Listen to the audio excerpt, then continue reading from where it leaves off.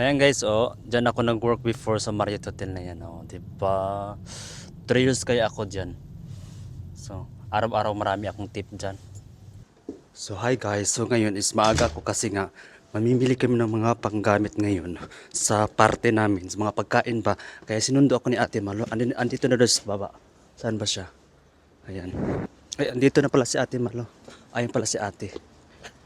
Sumakay na nga ako guys kasi nga po, sinundo ako natin Malo kasi pupunta kami dun sa Rotterdam kasi mamimili kami ng mga pang-ulam ipanganda namin sa Pasko ngayong 21 kasi magano kami yung magsalo-salo kami ng mga Pilipino. So ayan, kasama ko si Ate Malo. Medyo masama talaga yung panahon ngayon guys.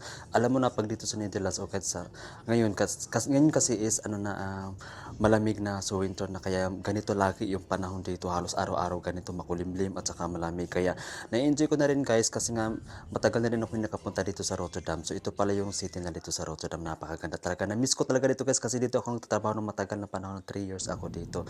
Kaya napakaganda. So hi guys. So ito na yung pinakaano nila. Ito na yung Rotterdam na pinaka-center. Dito na tayo sa city ng Rotterdam. So ayan, may nakita ako guys. Tingnan nyo. Ayan yung building na blue. Yung may M. Yung sa dulo. Diyan. Yan ang Marriott Hotel guys. So dyan ako nag-work before ng 3 taon. Ayan. Ayan guys, Marriott Hotel.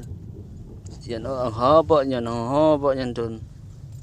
Ayan, so okay, so ayan guys, oh, diyan ako nag-work before sa Marriott Hotel na yan, oh, 'di ba? 3 years kaya ako diyan. So, araw-araw marami akong tip diyan. So guys, mamalingki kami guys. So ito, madala akong hila-hila. Oh. Ayan, super lamig.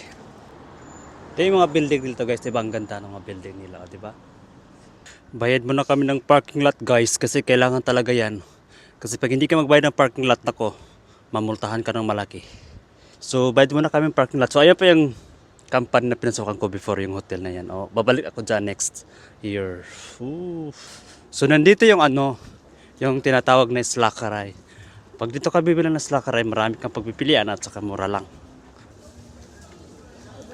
Ito te, napasobra ka ata. So andito na kami guys.